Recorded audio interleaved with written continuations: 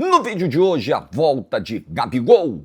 Like no vídeo, se inscreve, ative o sininho, rumo a 460 mil inscritos por aqui. Bom domingo para todo mundo. Estou um pouco arrependido de não ter trazido a blusa para gravar o vídeo aqui do lado de fora da casa, em Orlando. Está frio, não está assim. Um frio de ranguear-cusco, como a galera do Sul fala. Mas tá frio. Rapaz, já era esperado. Vamos lá, porque daqui eu vou treinar. Ah, vocês acham que o pai em Orlando ia ficar fora dos treinos? De jeito nenhum. Até para aguentar a maratona de montanha-russa, parque, tudo aquilo, né? Aliás, ontem eu estive no SeaWorld e é maravilhoso. É uma experiência que eu recomendo para todo mundo. Inclusive, você pode conferir a página no Instagram do SeaWorld Orlando BR. Então, para você que é brasileiro, quer vir para cá, quer entender como é que funciona, quais são as atrações do parque, quais são as informações, como é que você faz para ter o fura-fila, que ajudou muito a gente ontem nos parques, porque ontem foi sábado, o primeiro sábado do ano, tem muita gente aqui ainda nos Estados Unidos que passou o Réveillon e está indo nos parques, né? Tá cheia aqui a região, e aí alguns brinquedos ontem tinham uma fila maior e o fura-fila ajudou muito, muito. Então, SeaWorld foi o meu primeiro roteiro aqui em Orlando e eu indico demais pra galera. Confira aí a página, segue a página lá no Instagram para você ter mais detalhes de uma experiência que você tem que ter. Quando vier a Orlando, você tem que passar pelo SeaWorld. Beleza? Muito bem, vamos falar do Gabigol. Pretendo fazer um vídeo rápido, né? Tô com um tempo mais apertado aqui, mas não quero deixar você sem vídeo, sem almoço neste domingo. Bom almoço neste primeiro domingo do ano. Tá bem cedinho aqui, né? Tô falando baixo para não acordar toda a vizinhança aqui do condomínio, mas acho que está dando para você entender bem.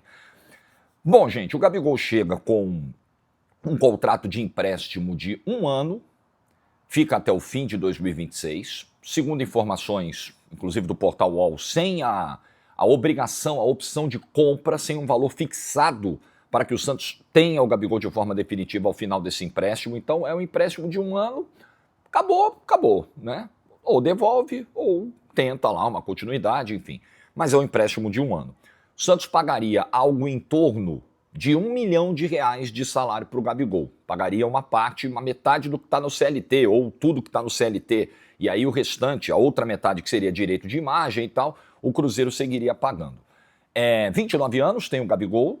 Então se você disser para mim, pô, um jogador com a qualidade do Gabigol, com a técnica do Gabigol, um jogador com o histórico de títulos do Gabigol, custar R$1 milhão para a realidade do mercado nacional, você vai falar, pô, é o que a galera tá custando. Qualquer um aí tá custando 1 milhão, 1,5 milhão. O Tiquinho Soares recebe um salário de R$1,5 milhão. E convenhamos, o Tiquinho Soares é um jogador menos vencedor que o Gabigol, de menor qualidade que o Gabigol e que está num momento muito ruim, né?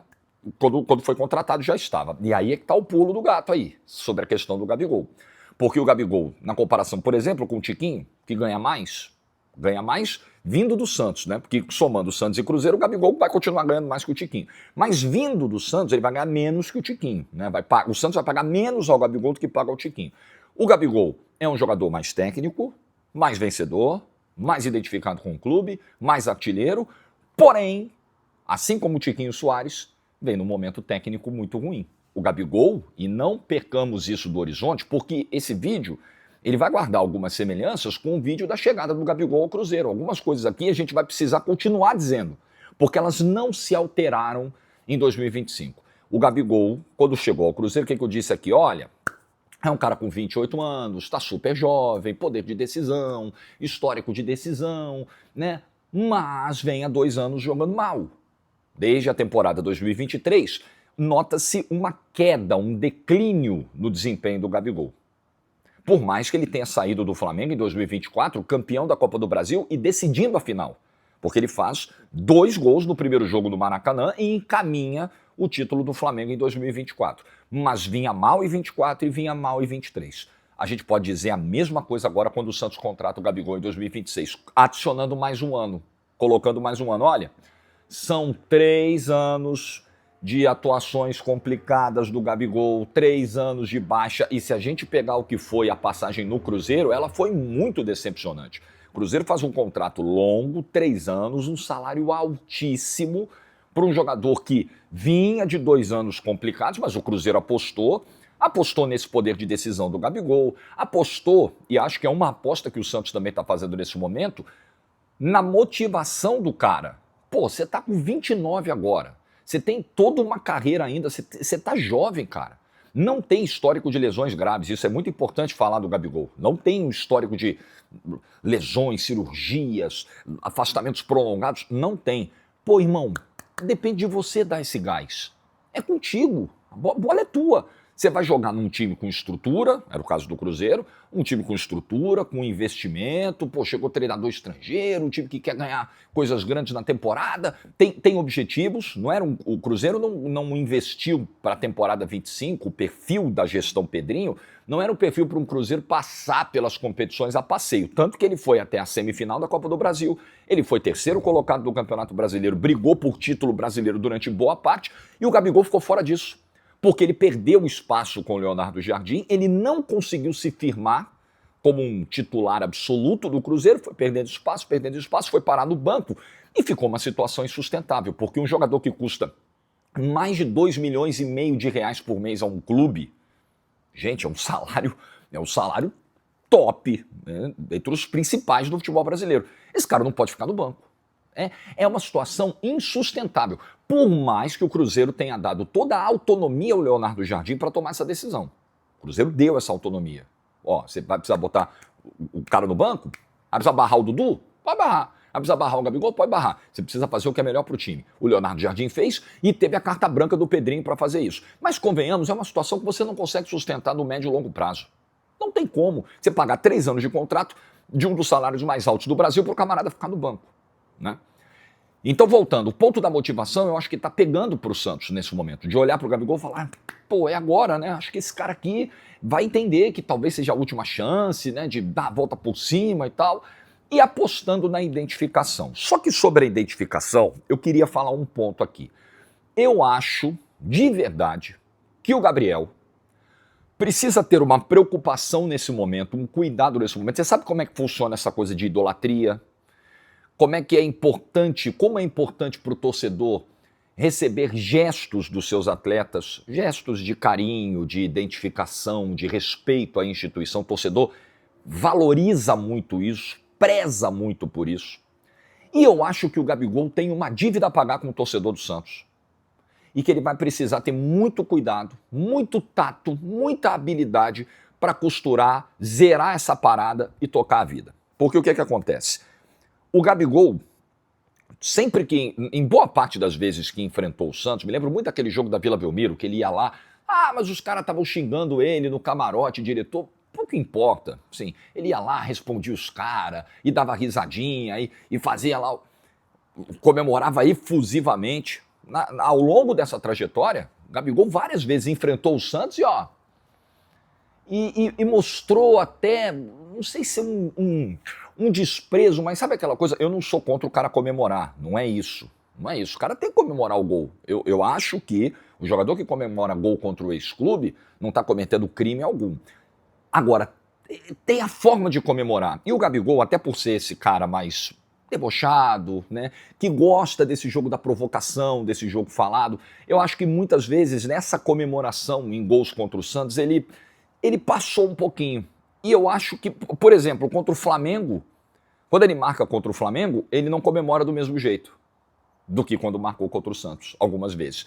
Então, eu acho que o Gabigol, ele vai precisar também, nesse primeiro momento, buscar essa conexão rápida com o torcedor do Santos, esse carinho, esse respeito, defender o Santos nas suas falas, nas suas declarações. O torcedor gosta disso e o Gabigol precisa fazer isso.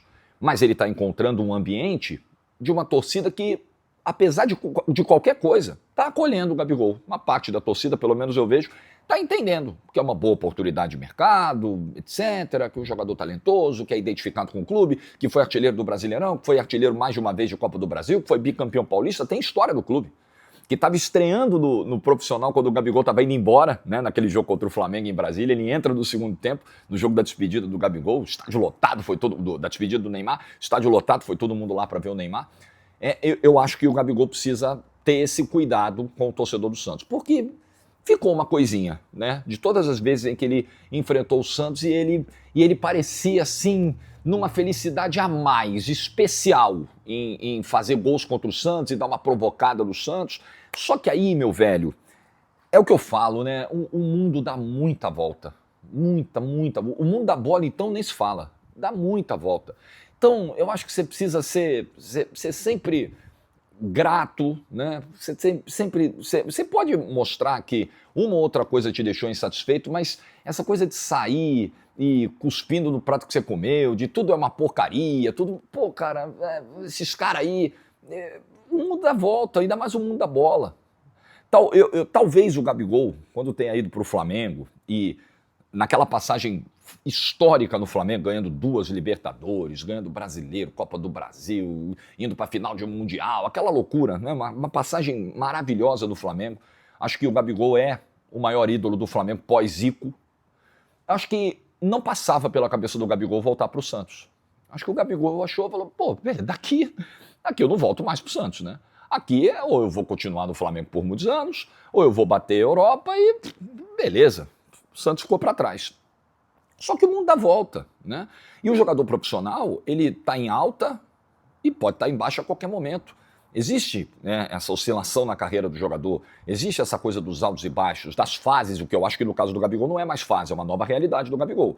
Se você está 6 meses jogando mal, é uma fase. 3 meses jogando mal, 5 meses, a bola não está entrando, está difícil. É aquela fase ruim do centroavante. 3 anos. 3 anos em baixa, 3 anos sem atingir metade daquele nível, daquele desempenho, daquela performance que você atingiu até 2022, não é mais fase, é uma nova realidade. E o jogador precisa entender que ele está sujeito a essas mudanças de realidade. Então, a qualquer momento, cara, ele pode precisar de novo bater naquela portinha que ele meio que desprezou, que ele meio que ironizou. Pode acontecer. O mundo dá a volta.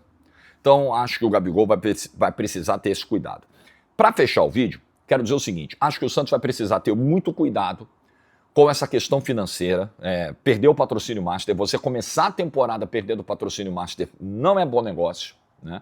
Tava vendo o vídeo do Lucas Mussetti falando sobre as duas partes estarem insatisfeitas, né? Tanto a empresa que saiu, a casa de apostas que saiu, insatisfeita com a relação com o Santos, até com as entregas, e o Santos talvez insatisfeito também com questões legais envolvendo a empresa, enfim, mas o fato é, tem 2 fatos aí. Primeiro, esse contrato que estava na casa de 50 milhões por ano para o Santos, esse contrato estava abaixo. Convenhamos, não sei quem negociou, não sei qual era a... É aquilo que eu falo, quando você está numa negociação, 2 partes sentadas numa mesa, uma de cada lado, cada uma puxa para um lado e o lado mais forte vai levar. O Santos talvez tenha ido muito enfraquecido para essa negociação, no momento em que fez a negociação, voltando de uma segunda divisão, etc., e pegou um valor, na minha opinião, baixo. Então, o Santos precisa ter um contrato que esteja mais de acordo com o seu tamanho e com a sua exposição. O Santos tem Neymar e Gabigol, gente. O Santos vai ser um clube muito presente no noticiário esse ano. O Santos, a partir do momento que teve a chegada do Neymar, passou a ter mais jogos transmitidos em TV aberta, por exemplo. Isso já no Campeonato Paulista do ano passado. Então você precisa que o teu valor de patrocínio Master acompanhe o teu crescimento de evolução, de exposição e etc.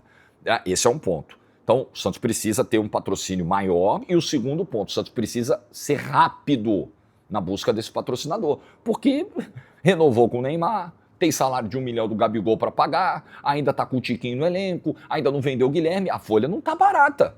A folha não está barata. Então, o Santos precisa, segundo informações aí, outras empresas já estão aparecendo, fazendo propostas, negociando.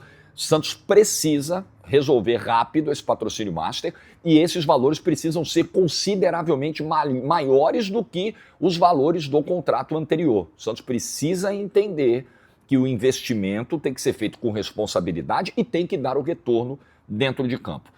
Sobre o Gabriel, para fechar, e sobre retorno dentro de campo, é óbvio que ele é bem melhor atacante, centroavante, fazedor de gol que o Tiquinho, que até tem outra característica, que o Lautaro Dias, que o Tassiano, que chegou a jogar por ali, o Guilherme, que já jogou por ali, qualquer um. O Santos está trazendo um jogador de muito mais qualidade do que todos os que ele tem disponíveis hoje para a posição.